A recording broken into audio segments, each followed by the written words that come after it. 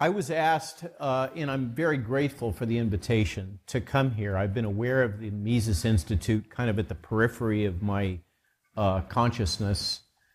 Never imagined that I would be asked to interact with you folks or have the privilege of being here, for which I'm grateful. In trying to, and I travel all the time, I talk all the time. Most of those talks are easy to give.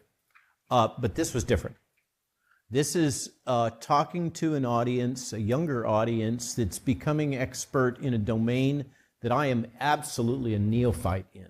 I'm just starting to learn about the underpinnings of the logic of Rothbard, Mises, and economics in general. I never took an economics course during my undergraduate or graduate training. I was too busy in the world of molecular this and that. And now I find that in my journey to try to comprehend what transpired during the COVID crisis, that economics is the center of it all. Now I find that economics is what's driving politics. Now I find that it's the markets, it's Mr. Market, that is defining the New World Order. It's defining what political reality is. It's defining what is acceptable, the acceptable range of politics. Essentially the Overton window, if you're familiar with that. Politics is being defined economically. And clearly, I need to come up to speed.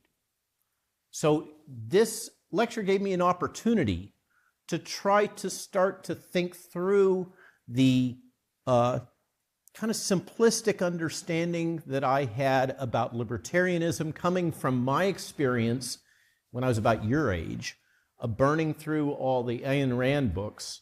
And by the way, hence the origin of the name of our Substack, who is Robert Malone, is a nod to who's John Galt, in case you didn't figure that out.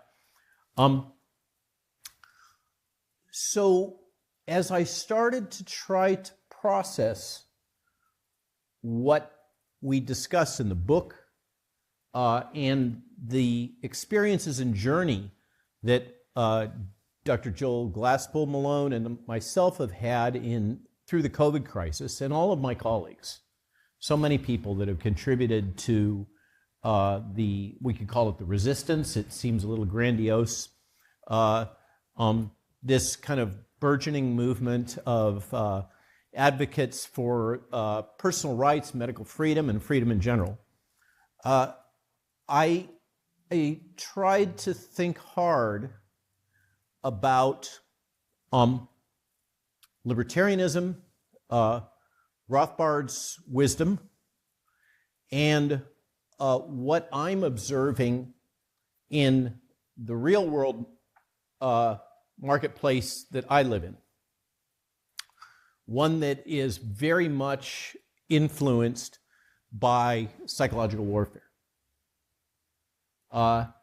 And I'm deeply troubled by what I'm encountering, and I hope to learn and explore, and maybe we'll get a chance to talk about that a little bit before the hour's out, the kind of the limits of pure libertarian thought as they interface with this new world of fifth-generation warfare and psychological warfare.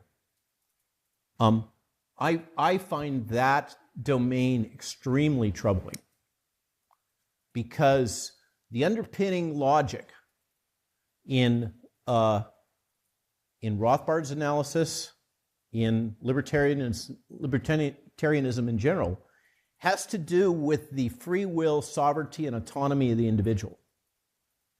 And with this technology, those concepts become obsolete to a significant extent. Now, I'm a little fearful because I've been living in this world for 4 years now, and you haven't. And so maybe you have, but maybe not obsessing about it the way that I have. And so I don't want to leave you behind. So when I say things, if they don't make sense, please ask. Okay? It's okay. I love questions. It's okay to interrupt me. Robert, I don't understand that. Can you elaborate? Can you clarify? Define that term. Doesn't make sense to me. I used to be an academic. I can handle it. Okay? So when I say things, and perhaps I might be assuming that I'm being clear to you, and you're not following it, I want to know that. I want that feedback, because it's super important to me that I communicate effectively with you. That's the whole reason why I'm here. Now I'm going to start with a quote from George Bernard Shaw, famous playwright. All censorships exist to prevent anyone from challenging current conceptions and existing institutions. All progress is initiated by challenging current conceptions and executed by supplanting existing institutions. Consequently, the first condition of progress is the removal of censorship. Simple stuff. I could imagine Rothbard writing that. The title of the book, the title of the topic, PsyWar, Enforcing the New World Order, involves the interface between this modern technology of advanced psychological manipulation technology capabilities, science, and this push towards globalism, or I like to point out, it's functionally globalized corporatism. And I repeatedly make the point that Benito Mussolini defined fascism as corporatism. Okay? The term fascism has been twisted and bastardized by modern media to mean something which is different from its original intent. For me, I believe that with all of these political terms and sociologic terms, we have to go back to ground and make sure we have common language and communication. And as far as I'm concerned, fascism and corporatism are one and the same, and we now are moving into a space in which globalized corporatism is becoming the norm. It is the accepted vision for a large fraction of global leadership, including the United Nations, World Economic Forum, World Health Organization, etc., for the new model for the world order. So when I say PsyWar, enforcing the new world order, what I'm talking about is the interface between this technology of psychological manipulation of populations at mass scale and the politics and economics of this globalist push that we're in the middle of right now, that Klaus Schwab refers to as the Great Reset. It was actually first referred to as the Great Reset by the current King of England. Okay? This is a trend which, as I look out on this sea of young faces, I'm sorry to say it's going to dominate a lot of your reality as you get to be an old fart like me. My expertise in this topic derives from 4 years of exposure to the technology and daily efforts over that period to try to understand what I was experiencing and frame those experiences within a broader context. I'm a physician and a scientist. I was trained as a scientist. I was trained to think as a scientist along the lines of methods of multiple working hypotheses. I don't have a hypothesis. I try to generate a swarm of explanations and then discern which of those are true. That's how I approach the world. And I brought those skills and experience and training into this domain of trying to comprehend what was deployed against me. Deployed against me by media. I could cite multiple examples, they're in the book. By the government. By a variety of different forces. It's not personal. It's not that I'm so important. It just happened that the collusion of experience, time, my background, etc., put me in the crosshairs of this juggernaut technology that's now being deployed globally against many, many people, not just myself. In terms of the broad outline of this discussion, I want to start by exploring the use of psychological warfare and fifth-generation warfare technologies during the COVID crisis. So I'm talking about the last 4 years. We could say since the fall of 2019. Then I'll proceed to psychological bioterrorism, emphasizing the COVID-19 crisis and avian influenza. We are currently living in yet another round of psychological bioterrorism that's being deployed on us, in case you didn't figure that out. Then I'll discuss this term that really troubles me: surveillance capitalism. It's surveillance capitalism, the interface of surveillance capitalism and the theories that underpin the Mises-Rothbard logic that is really troubling me. And conclude with some personal comments regarding globalism and my opinion about globalism that I hope might help you.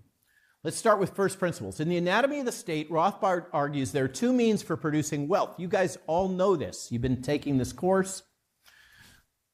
Economic means refers to producing and exchanging goods and services through voluntary human effort, creativity, and entrepreneurship. Economic means are additive, generating wealth for all parties involved. It is a voluntary transaction that Rothbard builds his, step-by-step, brick-by-brick logic that underpins everything that we're talking about here, the whole frame of reference for the world.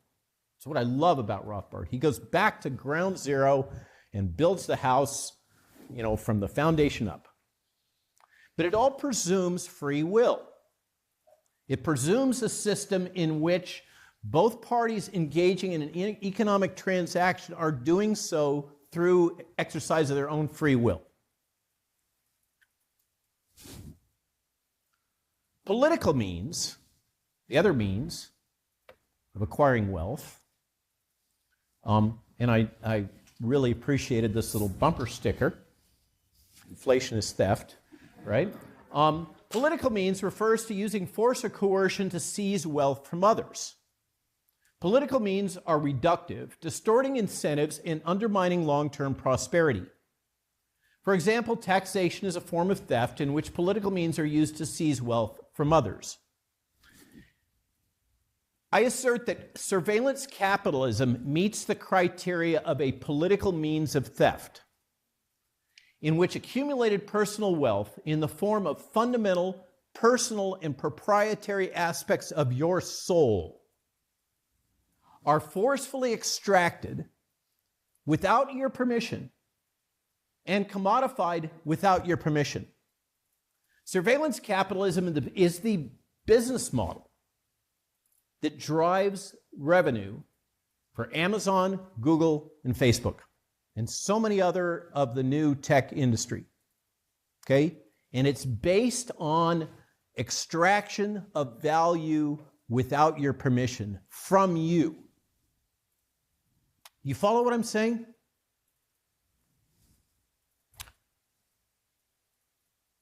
This has also pursued this business model, which I don't think Rothbard it's not covered. I hope that some of you someday might illuminate this space and give us the intellectual underpinnings to understand and bring the logic, to the extent it exists, of surveillance capitalism into the frame of reference of libertarianism. Right now, it doesn't exist. This is also the business model pursued by the entire mercenary censorship industrial complex, the fact-checker industry, and a wide range of non-governmental cutout organizations which act on behalf of a variety of governmental, NGO, and corporate organizations. Okay? These all function, they generate profit by extracting value without your permission from the very essence of who you are, what you say, what you think, what you feel. That is what's extracted from you, reformulated, packaged as a product, and then typically repeatedly sold as basically futures, a commodified future based on essential characteristics of who you are and what you think and believe and feel, what your motivations are. Okay? That is the essence of the modern social media, internet industry. In a sense, corporate media also practice a form of surveillance capitalism in which they engage in slander and defamation to advance political objectives and perspectives by intentionally and maliciously damaging reputations. Think about it. Okay? Corporate media generates profit by basically taking from you, if you become their target, and you can watch it playing out right now in real time in the presidential election.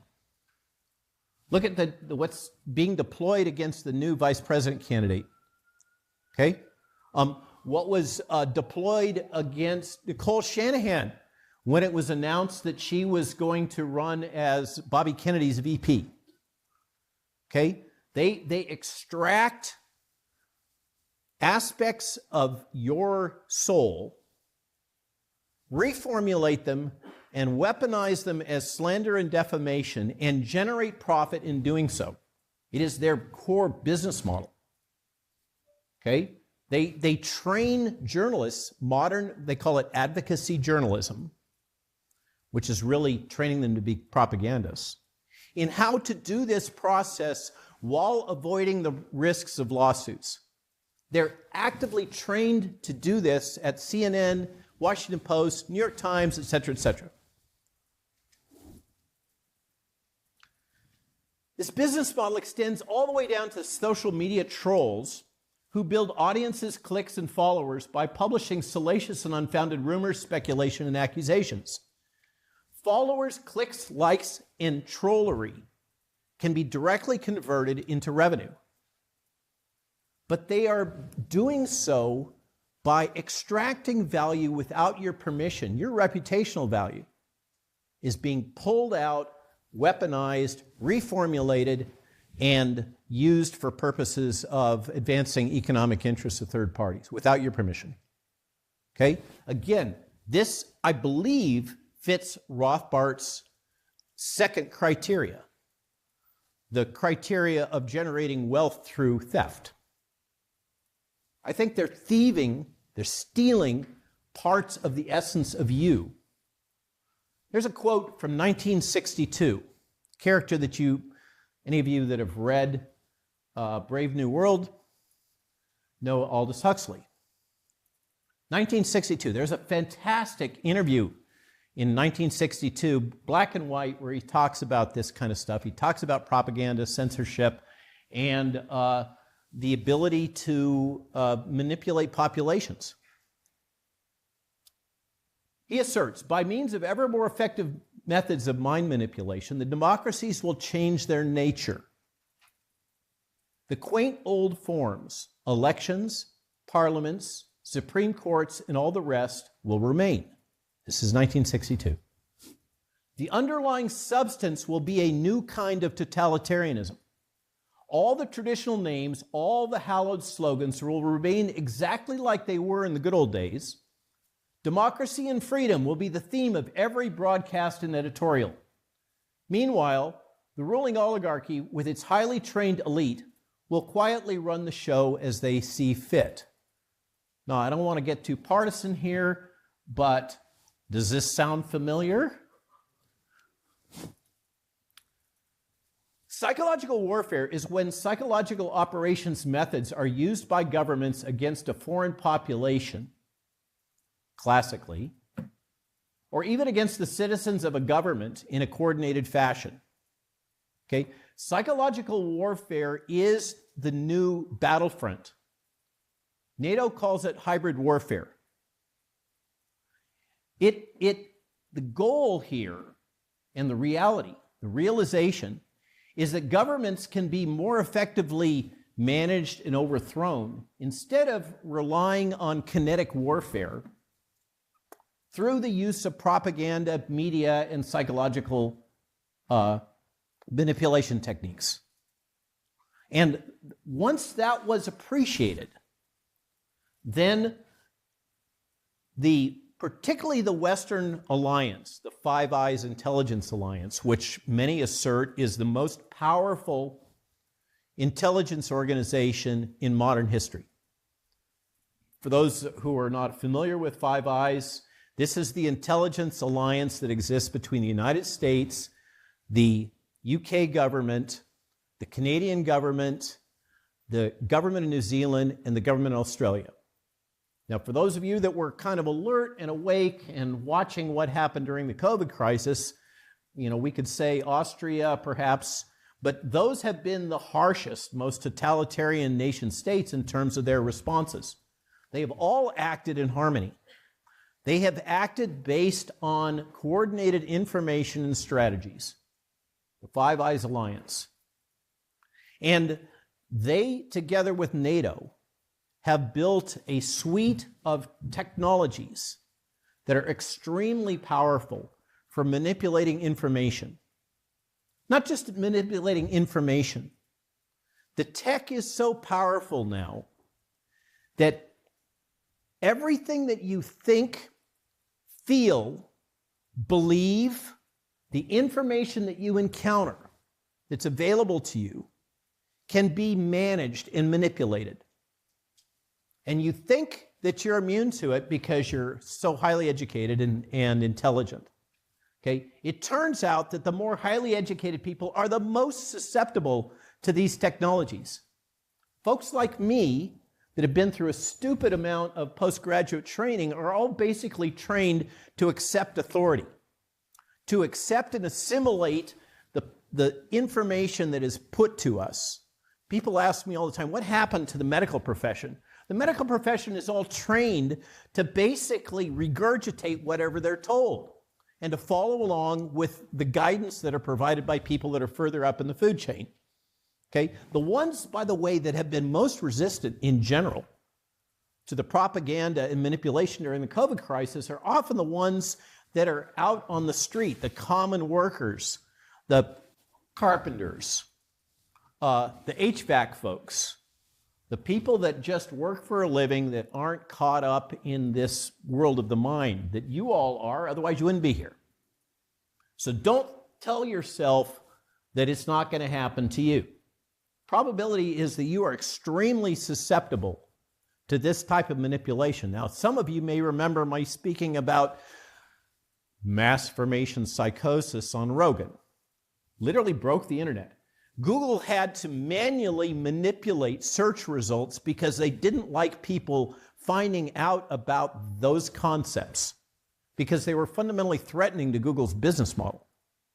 Okay? But mass formation psychosis is, in mass formation, the process of the formation of crowds, the basis for totalitarianism, is only one aspect of this.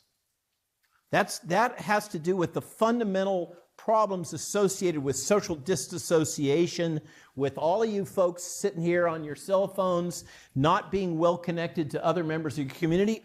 Bless your hearts for what's happening here. I love it, where you're all talking to each other. That's how we avoid those kinds of things. But you are all being subjected on a daily basis. You're being bombarded by propaganda, by psychological warfare, by psychological manipulation. Psychological bioterrorism is the use of fear about a disease to manipulate individuals or populations by governments and other organizations such as Big Pharma. Although the fear of infectious diseases is an obvious example, it's not the only way that psychological bioterrorism is used.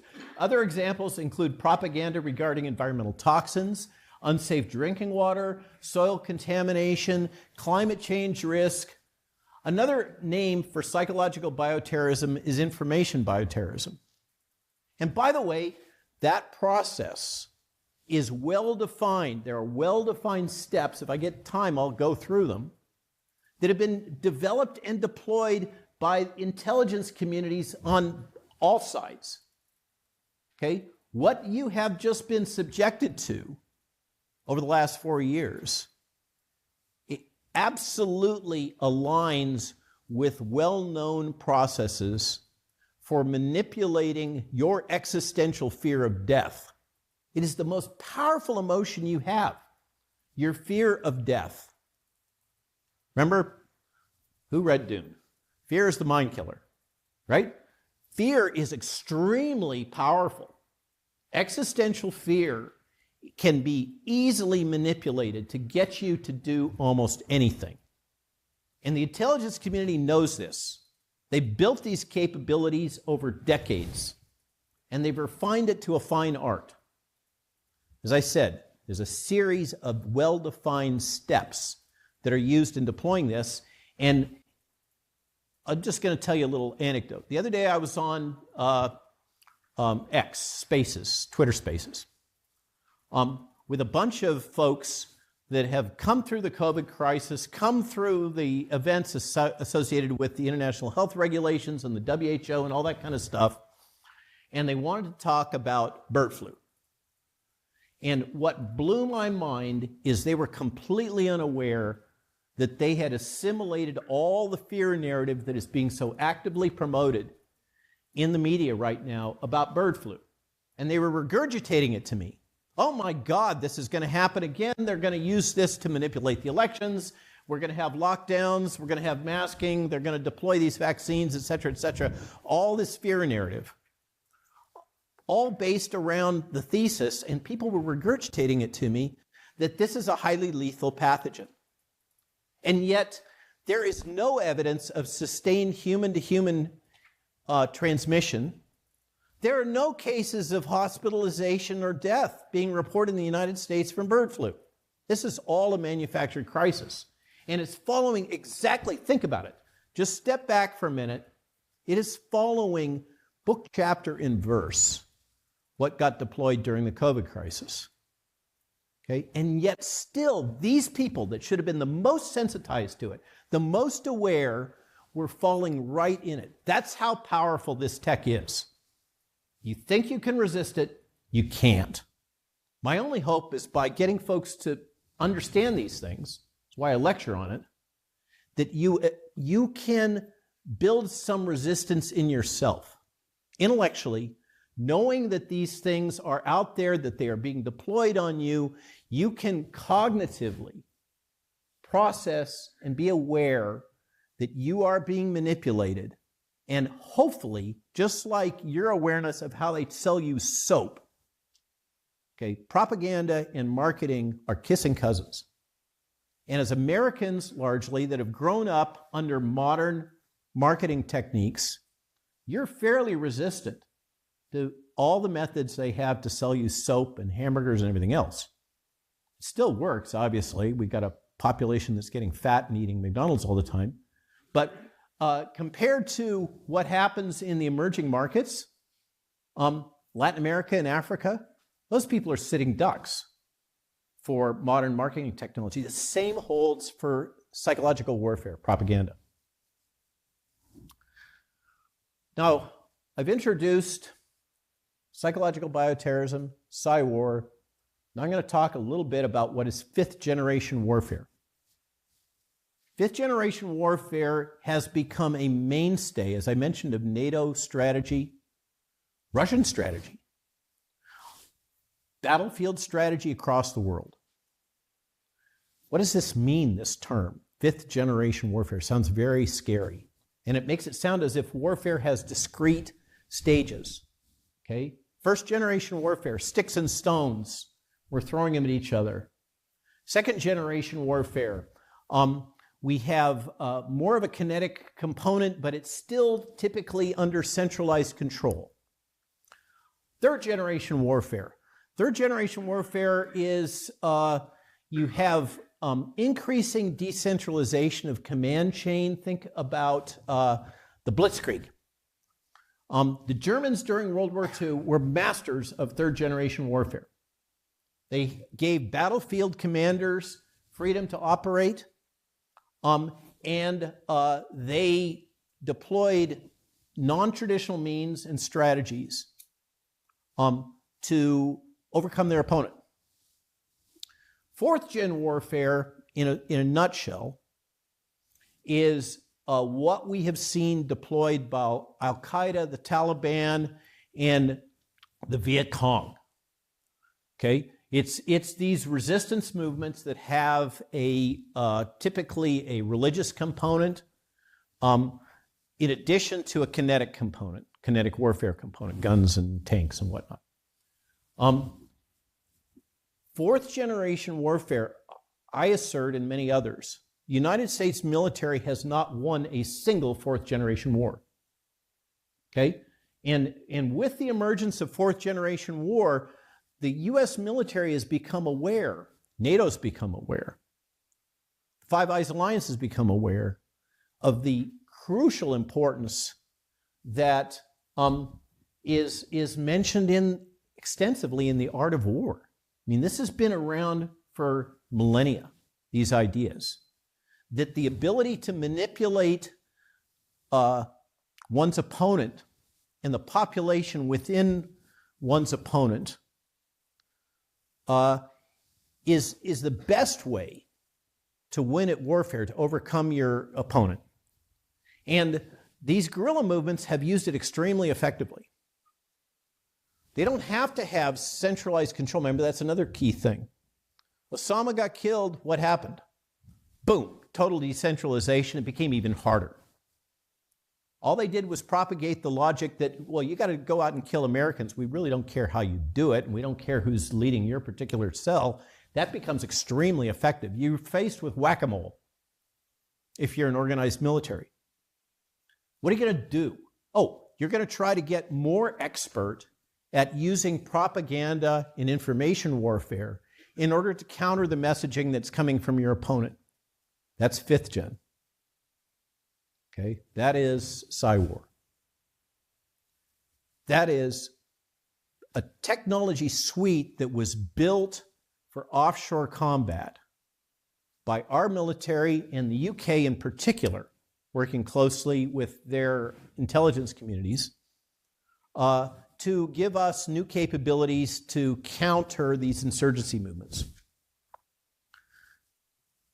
And what's happened is, as often happens with governments and technology in general, once the tech exists, it gets deployed for other purposes that happen to be politically convenient at that time.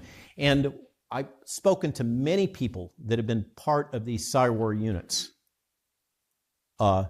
in Europe and in the United States. And a lot of these retired colonels are pretty pissed off because the tech and capabilities that they helped develop for offshore combat, they know are now being deployed against civilian populations.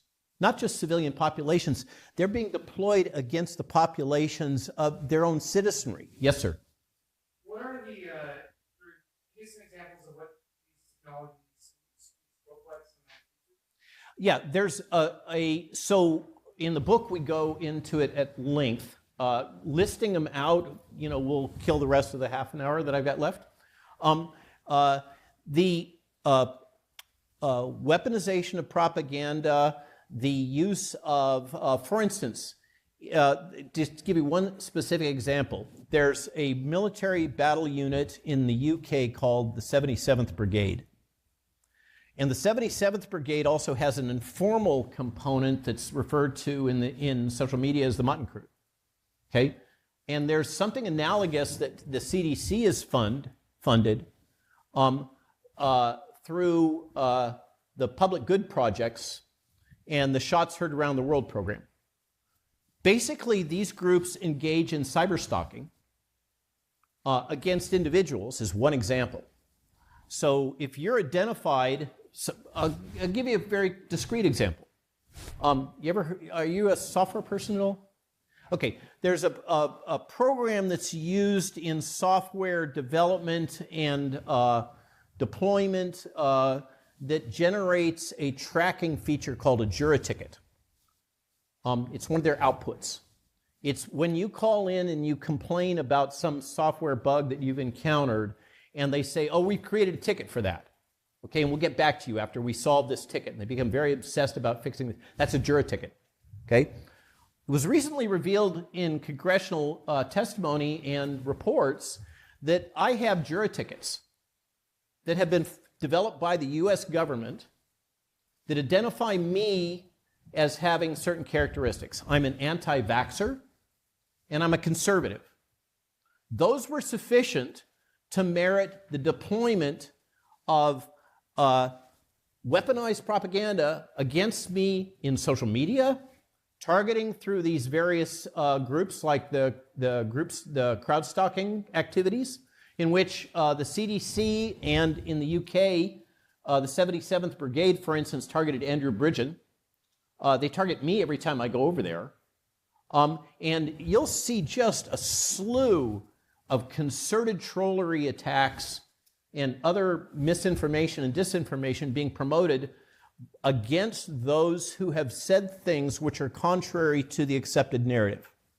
Just one example, okay? It's full front media warfare, coordinated and facilitated, in this case, by the federal government.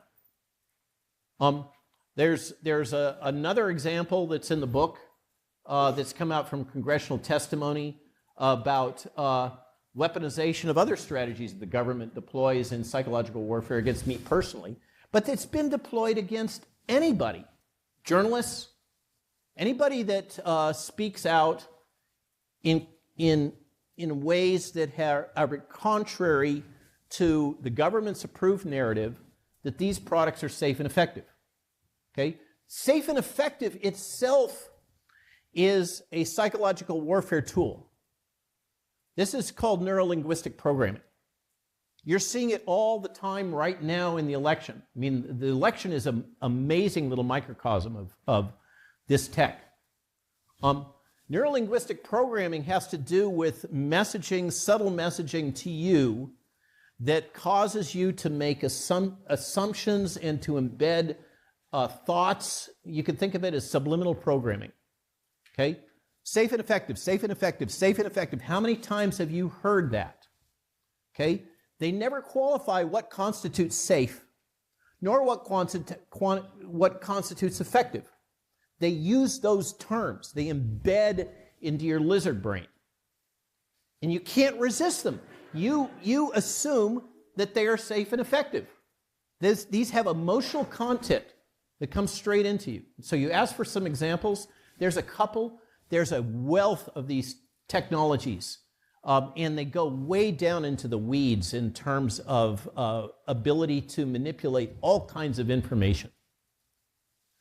This is now core capabilities of the extended PsyWar units in the United States military, which are extensive. And by the way, that is authorized to be deployed against American civilians by the U.S. Army in the event of a crisis. Another thing we've documented. We've gone right straight down to the manuals. There's all this talk about how the CIA can't deploy psychological warfare and information warfare against American citizens. That's wrong. Okay, that's untrue. Operation Mockingbird is still ongoing, if you're familiar with what I'm talking about. The manipulation of the press by the intelligence community, and by this now what we mean is the extended intelligence community that largely is centered around Department of Homeland Security. Okay? That is now routinely deployed. Now, I'm never going to get through this talk. Another definition: mis, dis, and malinformation. I am guilty. I mean, I had a expert witness report in San Diego thrown out by a judge because I am judged guilty of spreading misinformation on the basis of an article published in the New York Times and the Washington Post. That's called hearsay evidence. But they both asserted that I'm a spreader of misinformation. Why did they say that? Well, it turns out the government asserted that I was spreading misinformation for, among other things, saying that these vaccines were not safe and effective. And the reasons why, and you've seen those podcasts, et cetera, okay? But that was sufficient to cause me to be labeled. Why were those of us that were saying these things that were just based on scientific data, medical truths, labeled in this way?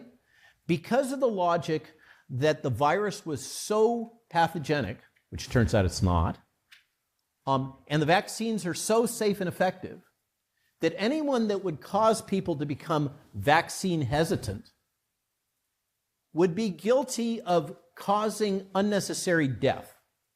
I mean, there's 5 or 6 different ways I've been accused of being a mass murderer, and that's one of them. And in the face of the risk of someone sharing information, which may be true, which would cause someone to become vaccine hesitant, that was sufficient to justify virtually anything short of assassination, to cause that person to no longer be able to share that information. That's the underpinning logic that we saw in the COVID crisis, and that's now been broadened to questioning climate change, questioning whether or not, not to get too political, whether or not Kamala Harris was border czar. I mean, we've now kind of normalized this process to control information that's inconsistent with what the state wants to be the approved narrative. And they have a language around it. It's mis, dis, and malinformation. I'm accused of spreading misinformation. So what is misinformation, this great sin that I and others are accused of? Misinformation is information which you share, which differs from the approved narrative as promoted by, in this case, because we're talking about public health, NIH, CDC, or the World Health Organization. If I say something that's different from what the approved narrative is coming from WHO, CDC, or NIH, which have been repeatedly proven to be false, I am guilty of spreading misinformation. Now, what's disinformation, if that's misinformation? Disinformation is if I'm doing it for political purposes. Let's imagine, and I have not endorsed Bobby Kennedy, but let's imagine that I've endorsed Bobby Kennedy and I'm spreading his messaging regarding vaccines and vaccine safety because I want to help get him elected. Okay, that would be disinformation because it would be different from the approved narrative, but it would be being spread for political purposes. Now here's the kicker. What is malinformation? As defined by the Department of Homeland Security, Secretary Mayorkas. And by the way, all 3 of these are defined in a DHS memorandum as being domestic terrorism. When you say that Robert Malone or you are spreading misinformation, that is now equated to saying that you are a domestic terrorist. Malinformation is information which may be true, but causes the receiver, the recipient of that malinformation, to become more distrustful of the government. Okay? I guarantee that you all have heard a bucket load of malinformation over the last couple of days. Okay? You've been subjected to, by Secretary Mayorkas' definition, a fire hose of terrorism, of domestic terrorism. Okay? That's how insidious this is. Now I'm going to introduce another thing. The concept of the banality of evil. As I've tried to think about all this and talking to other people, people again and again and again talk about what has been happening has been evil. For some of us, we don't have language.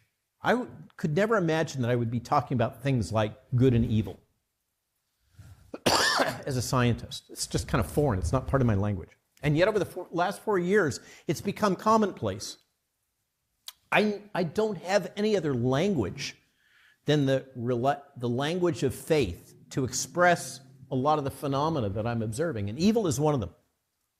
And I started to using this term evil to describe what I was seeing in these processes that are occurring by our government, by corporations, by mass media, etc.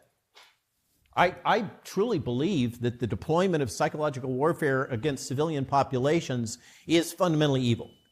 That, for me, is really problematic when I start ascribing evil intent to third persons, because I don't really know what's in their heart. I don't really know what they're thinking.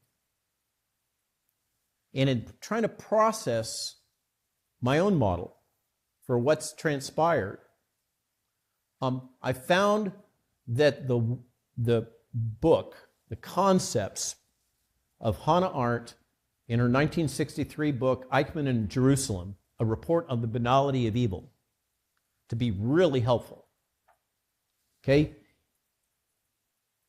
The concept of the banality of evil is often misunderstood as suggesting that evil is ordinary or common. Not true. Hannah Arendt's intention was to highlight the fact that evil is not necessarily driven by a desire for destruction or chaos, but rather by a lack of thought and consideration for the consequences of one's actions. The banality of evil often arises from bureaucracies. They have their own intrinsic logic and structure. People that exist within those bureaucracies, and including Eichmann, one of the key organizers of the Holocaust, essentially takes the position, as do the people that were driving the trains and so many other activities that contributed to the Holocaust during World War II. They were just doing their job. They were just following orders. They were just fitting in. The banality of evil refers to the fact that evil can be committed by ordinary, unremarkable people, including bureaucrats, who are not driven by a desire for evil.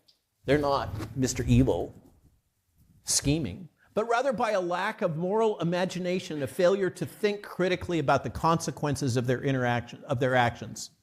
Banality of evil arises from individuals that are just going along to get along. They're not thinking about the consequences of what they're doing. They're not thinking about the bigger picture. A lot of this stuff all originates in a failure of people to think and take ownership and responsibility for their actions, which, of course, trying to bring it back, is at the core of libertarian thought, that you take responsibility for your actions. And based on this, I came up with a model. It's a Venn diagram. Sorry, I don't have it as a slide. What has really occurred over the last 4 years? What is occurring now? I think we have the interaction of three major forces. One is just gross incompetence. One is nefarious scheming. There absolutely have been people that have taken advantage of the COVID crisis for economic and other benefits, political benefits. Nefarious scheming can't be denied. The other is the complexity of the systems that we've developed, complex systems. And at this intersection of incompetence, nefarious scheming, and complex systems, we have a number of other phenomena that emerge. At the interface between incompetence and complex systems, we have arbitrary bureaucracy. At the interface of incompetence and nefarious scheming, we have unanticipated consequences. At the interface of nefarious scheming and complex systems, we have corruption. And right in the center of all of these forces, we have the banality of evil. That is my model for what's gone on. It's not just Klaus Schwab is the evil puppet master, that kind of narrative that we've heard promoted again and again. A lot of this has to do with the complex systems in which we are living right now. And this is a diversion, but I want to touch on it. And we saw it emerge really graphically with the CrowdStrike event.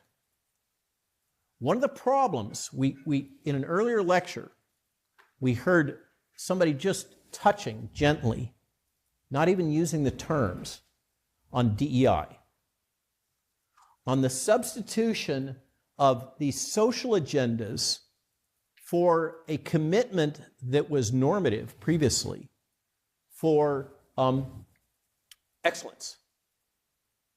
That we have culturally increasingly come to value these social agenda issues like diversity, equity, inclusion, instead of other core issues that in my age were the center of everything, if you know, in seeking an education, building a career, seeking advancement, etc., which was merit, education, and intelligence.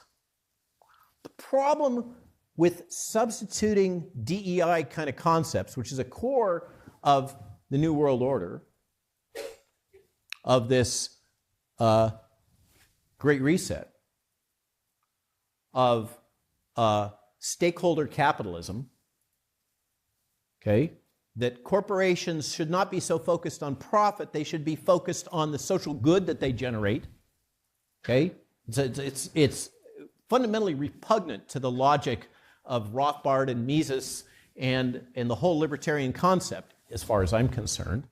But the underlying that is that if we choose to build our society and our systems around these social agendas, like diversity, equity, and inclusion, what we will do is gradually degrade the capability of the complex systems which we rely on to function.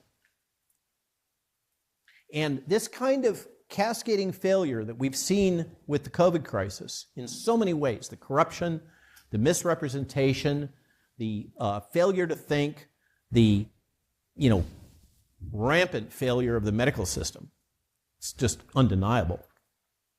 That kind of complex system failure will become more and more and more common because we've built a edifice in the Western world of interacting highly complex systems that require deep technical expertise in order to maintain.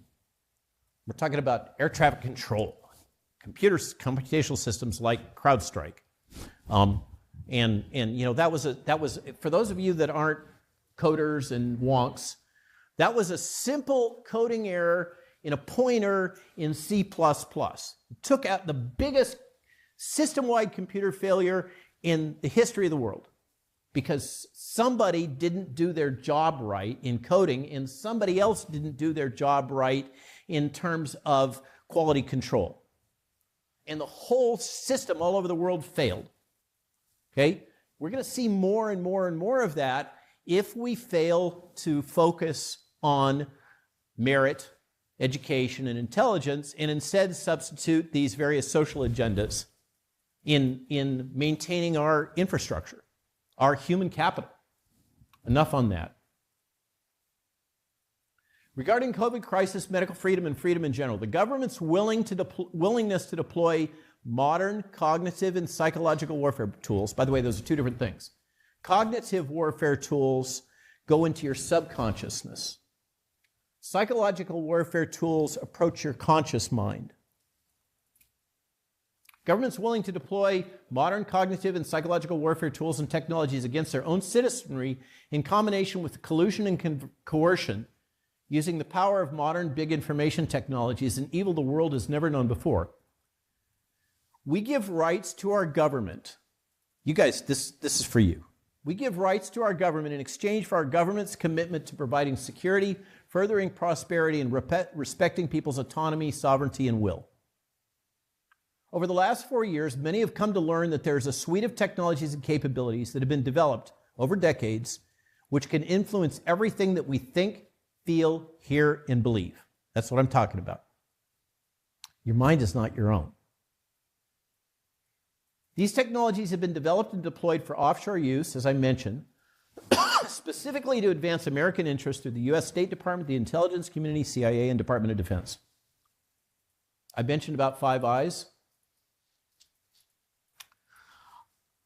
This has also been bundled with the initiative that the United States has felt consequent to World War II and the collapse of the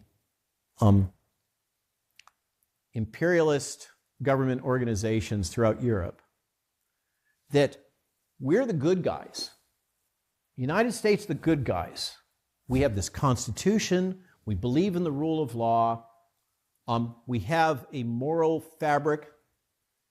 And if we didn't step into the power vacuum left after World War II, then the USSR would, China would, etc. We must act as an imperialist power to fill that power void and use every skill and capability that we can to do so. That has led us into the modern position. Do you know that there's been over 70 regime changes managed by the CIA since the end of World War II? We believe that this is okay. Not only that, we believe that assassination is okay as a way to manage these political structures. And I assert that what we've done is we've normalized these methods, including assassination, to the point where we had an American president that was perceived as a risk to American foreign policy, and he was assassinated. There was a coup against JFK. We've been living with that ever since. And the technology has just gotten more and more and more powerful. Now, I'm running out of time. I'm going to just kind of try to help you to comprehend the world that you are living in now and you're going to live in the rest of your lives. Twitter was developed as a weapon. Facebook was developed as a weapon. They were developed as weapons by the CIA. Google is powered by the CIA. Google was created at Stanford using CIA funding. CIA transferred the technology for Google Maps. That's where it comes from. Okay? So what am I talking about? Here's an example. The example that demonstrates how powerful this tech is what transpired with Arab Spring. Arab Spring was the first clear, unequivocal fifth-generation warfare battle that was won. Repeated regime change, starting with Tunisia. The thing is that with these social media platforms, the tech exists. I know this because I used to support a client that built some of this tech called Behavioral Matrix. With the words that you post on social media or any media platform, they can extract your emotional state. It's all validated using statistics. The words that you use can be used to basically peer into your mind, to extract your emotional state and then map it in a cloud of influence with the other people that you're interacting with on social media. And that cloud, statistically validated cloud of interactions, can be used to pull out those within that sphere that are expressing emotions and thoughts that those that are managing it wish to elevate or suppress. You ever heard of shadow banning? Shadow banning is just part of the toolkit. Okay? Those influencers can be manipulated so that they are more widely circulated and influencing that cloud, or less so. It can be manipulated so that you can pick out voices that are saying, we need to go attack the palace, or we need to all meet here, or whatever the thing is, and then propagated through that entire matrix. You asked for examples, okay? This is how this tech was built as a weapon. It can move populations, and did so, clearly documented during Arab Spring to result in multiple examples of regime change. Extremely powerful. Grease lightning. What's not to like if you're the CIA? And we didn't have to go shoot missiles. We didn't have to shoot guns. But this tech, remember, if you're interacting on your little social media platform that you call your cell phone, and there's 2, or even better, 3 cell towers within range, you can be precisely triangulated in 3-dimensional space. You can be kinetically targeted with extreme precision, and that database all gets linked to Gorgon Stare. These are the high-resolution satellite imagery technology that exists. So who you are, what you look like, what your vehicle is, who you're associated with, what you're saying on social media, all that stuff is captured and tracked and weaponized. All great, if this is your business. And then along comes UKIP, Nigel Farage, and Brexit. okay? And oops, it got turned on its head. Cambridge Analytica and the Trump election, oops, got turned on its head. And suddenly, the intelligence community realized they had a problem. And that was embodied in, for instance, in one example, in the Obama lectures that were given at the Hoover Institute, in which he justified the need for censorship and propaganda. Okay? They believe that because of these capabilities and the risks, because underneath the risk of Brexit, the realization of Brexit was Frexit and Grexit and the destruction of the European Union that we've so carefully created. And if the EU falls, NATO falls, and American foreign policy is destroyed. And that's why they feel that it's absolutely necessary and justified to do this. But the problem is, as I said, is the slippery slope. Once they're doing it for that reason, then they're doing it for this reason, then they're doing it because of vaccine hesitancy and anti-vaxxers, then they're doing it for climate change deniers, then they're doing it for people that are in the opposite political party. Dr. Malone, a conservative. Okay? Now, I've run out of time. So much more I can cover. The book is, I think, 130,000 words.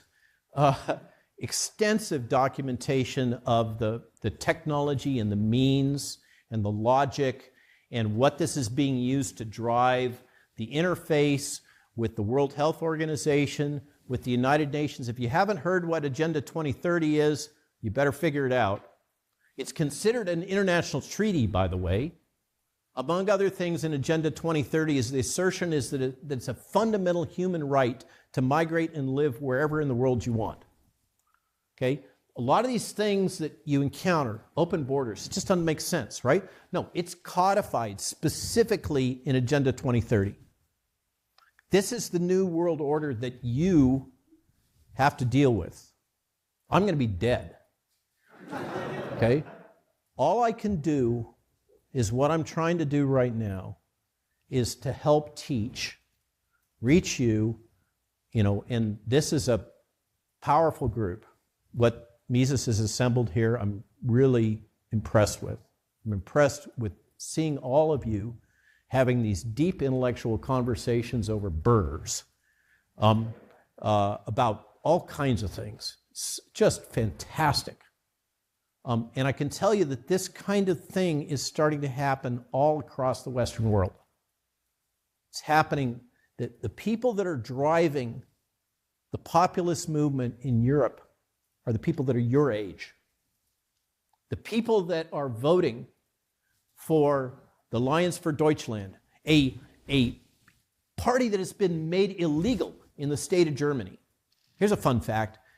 If you fly the German flag in Germany, you're considered a neo-Nazi. If you support nationalism, you're considered a neo-Nazi. That's where this has gone in Europe. And it's folks your age that are starting to stand up and say, no, this is not the world we want to live in. We don't want to live in a world dominated by surveillance capitalism and that logic.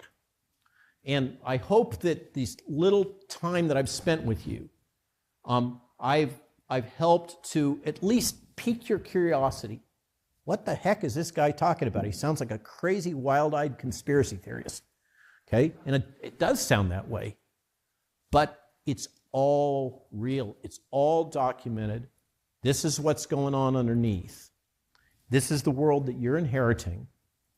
And my challenge and question to you is, what are you going to do about it? Thanks a lot for listening. I'm glad to take questions.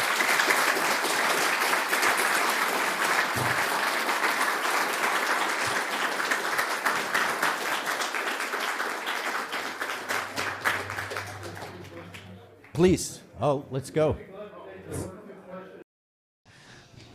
My question is related to social media. So like Alphabet and Meta and Amazon exist for profit.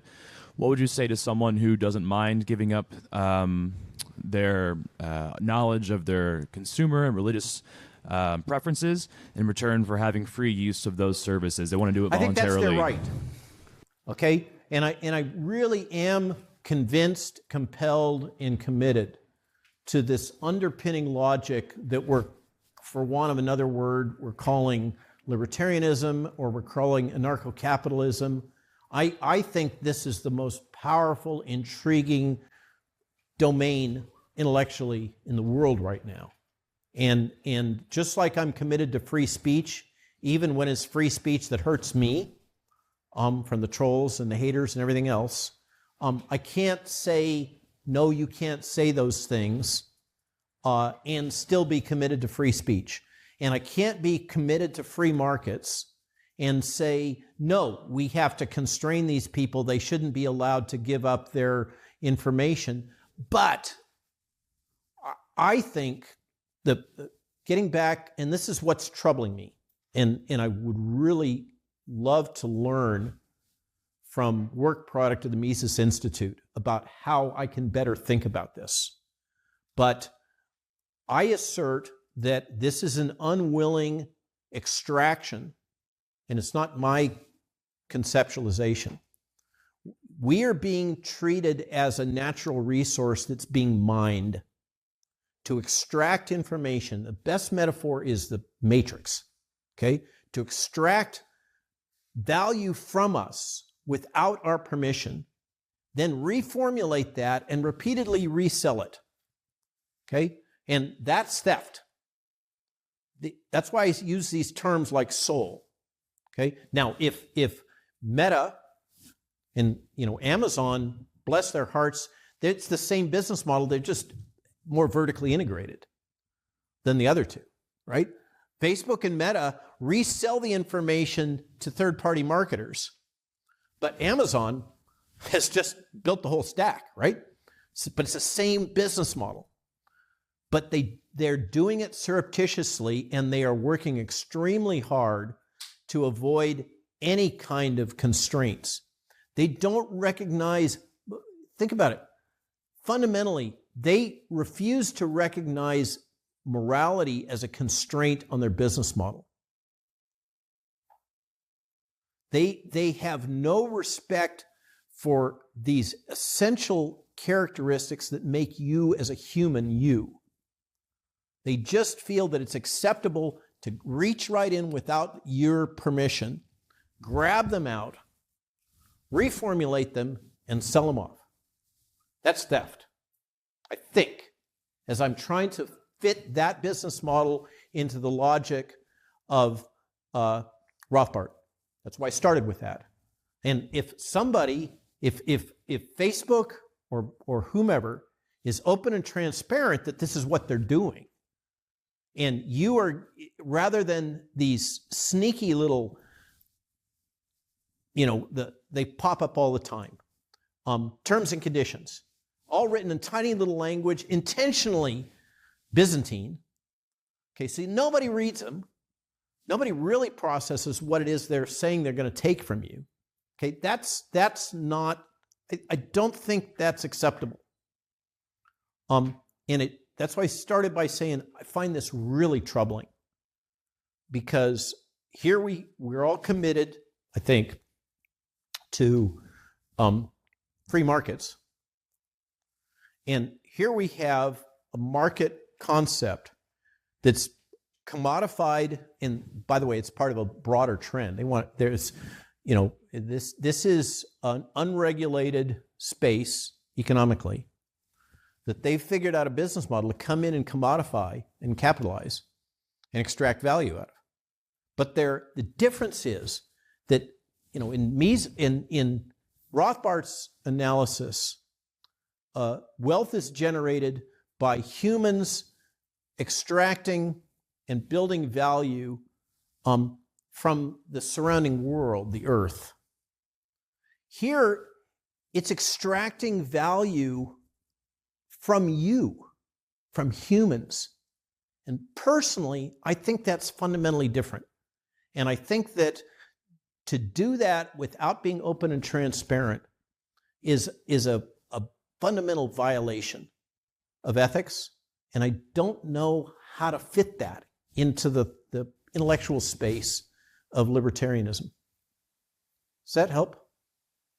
Have I answered your question? Yeah. Maybe one more. How about the lady?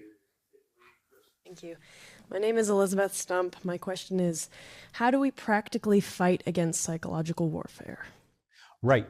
So I put a bunch of chapters in the end, Jill and I have, and we put in chapters that our prior book is not to pump, but hey, it's economics. Lies my government told me and the better future coming. I always try to include suggestions for what we can do. I think we're facing an environment in which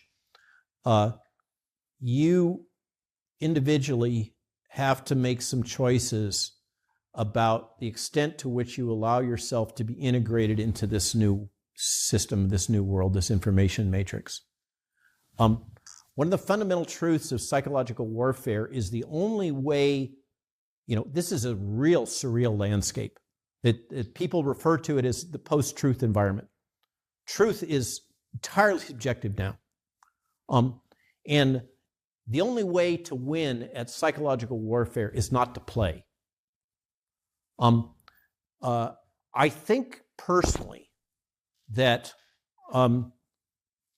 as this tech and as the culture is passing through this period where this has become normalized, the only form of resistance and protection is a commitment to a decentralized lifestyle, to kind of moving off of a lot of these systems. And I personally think that's, hence it comes back to Galt's Gulch, if you're an Ayn Rand fan. I kind of think we're going to have to build systems and capabilities that exist in parallel outside of that. And that means we have to go back and rethink all of these assumptions, like the nature of money and the barter system, and whether or not we really want to invest in Bitcoin, or we're going to have to go back to, that's why I so much enjoyed the book on what has the government done with our money. These fundamental characteristics that Rothbard teaches that money has to have: divisibility, ready exchange, and portability. Things that can't be solved with a barter system. Again and again, I hear people saying, "Oh, we just got to go back to barter." No, I'm sorry. Read the damn book, right? So I really think that our only option to protect ourselves is to force ourselves into a new way of being. And I think that if you think of it, you can think of it as, oh no, as if I didn't have enough complexity in my life. Or you can say, oh, we finally have a real strong justification for building our own new world order, instead of reacting to the globalist version that Klaus Schwab wants to promote to us, that is going to lead us into this transhuman reality where humanity becomes an obsolete entity, pet of human-machine fusions. That's where they're going. I don't want to live there. I bet you don't either. And so somehow we're going to have to force ourselves to think this through and come up with new systems. That's the best I can do, basically.